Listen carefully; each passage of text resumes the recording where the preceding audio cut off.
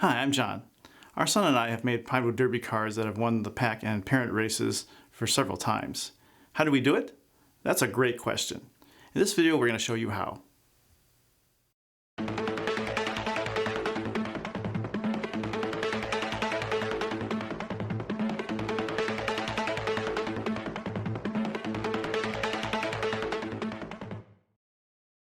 Before thinking about making a fast car, the first question to ask is, how do you want to win the Pinewood Derby? This might sound like a funny question, but having the fastest car is only one way to win. There are many other ways to win. For example, our pack gives many other awards like the fastest looking car, the most creative design, and the most colorful paint job. I think these are the best awards to win. Why? Because the cars I remember from past races are the ones that are most creative, not the ones that were the fastest.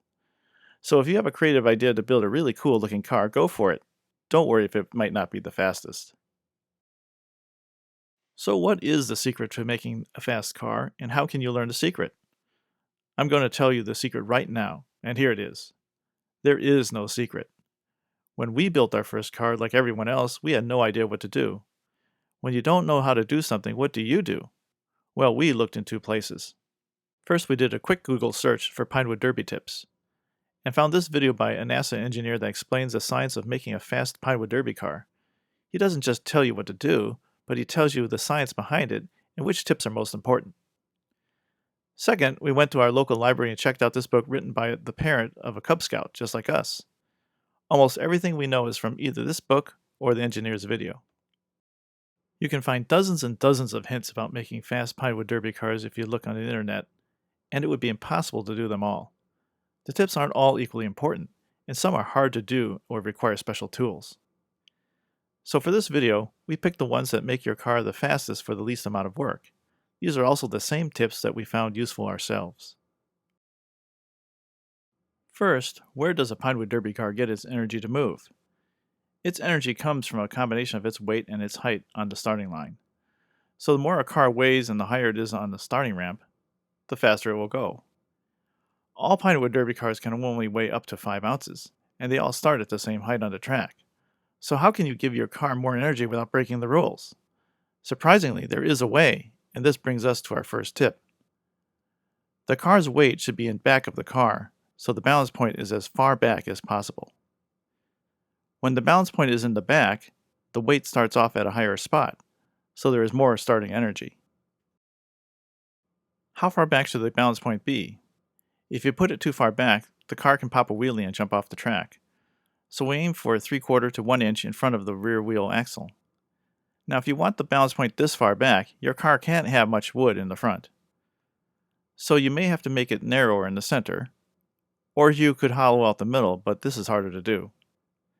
Also, you'll probably need to put lead or tungsten weights in the back. Tungsten weights are even heavier than lead, so they take up less room on the car. Tungsten weights and other Pinewood Derby supplies and tools can be purchased online. We'll show you a list of suppliers at the end. Because placement of weights in the rear is the only way to give your car more starting energy without breaking the rules, this tip is also by far the most important one in this video. Changing the balance point by even a 1/4 inch can make a difference. The rest of the tips in this video are smaller things that are less important, but together these small tips can still add up to make a pretty big difference. The rest of the tips are also different because there are all ways to prevent the car from slowing down rather than giving it more energy. What are things that can slow down your car? As your car moves down the track, it moves against the air, which can slow it down. If you choose a sleek aerodynamic shape for your car, it will move faster through the air because the air will flow around it. This is why real race cars are low and flat. But don't worry, Pinewood Derby cars don't go as fast as real race cars, so the shape isn't as important. You don't have to have a flat, boring car. You can choose a shape that is both cool and aerodynamic. When putting the wheels on your car, you don't want the nails to be too tight or too loose. If the nails are too tight, the wheels will rub against the car and slow it down. If the nails are too loose, the wheels could rattle and also slow down the car. The right amount is a 1/32 of an inch gap between the wheel and the car.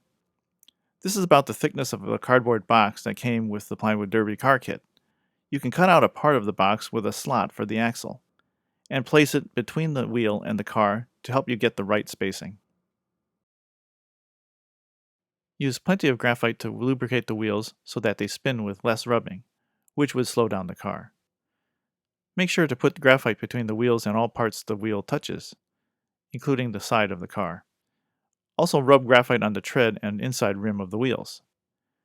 The first 4 tips don't require any special tools, are pretty easy to do, and they will make a big difference.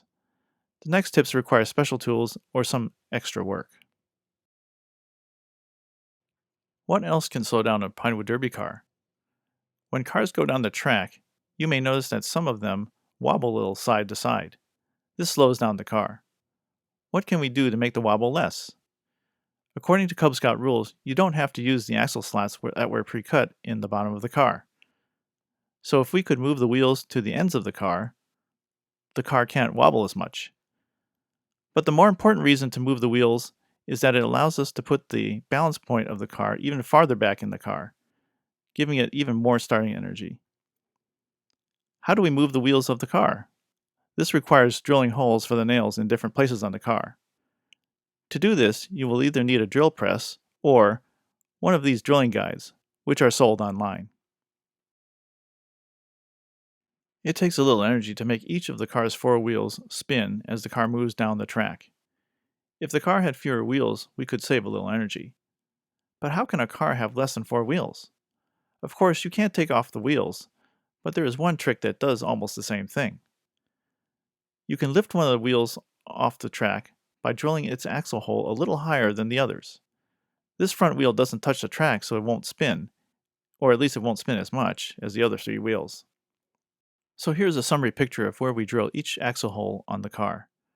The holes are 5/8 of an inch from each end of the car and 1/8 of an inch from the bottom, except one front hole, which is 3/16 of an inch from the bottom. A car will rub less on the track and use less energy if it runs straight down rather than curving to one side. But a Pinewood Derby car doesn't have a steering wheel, so how do we steer it? If one of the front wheels is lifted off the track like we talked about, you can steer the car using the other wheel. To do this, you bend the nail for the other front wheel. You only need to bend the nail very slightly, about 1 degree. Make sure you don't bend the part that goes inside the wheel. Mark the nail head to show which way you bent the nail. This nail is now the steering axle, and you can steer the car by turning the nail slightly in either direction. Books and videos show how you can align your Pinewood Derby car by rolling it down a table or board with a straight line down the middle, but we have found this method to be hard to do well. Our son came up with a much easier idea. Use his toy ramp, which has sides on it. Placing your car along the sides will tell you exactly how straight the car rolls. If your car drifts to one side, all you need to do is turn the car's steering axle slightly until the car runs straight down both sides of the ramp.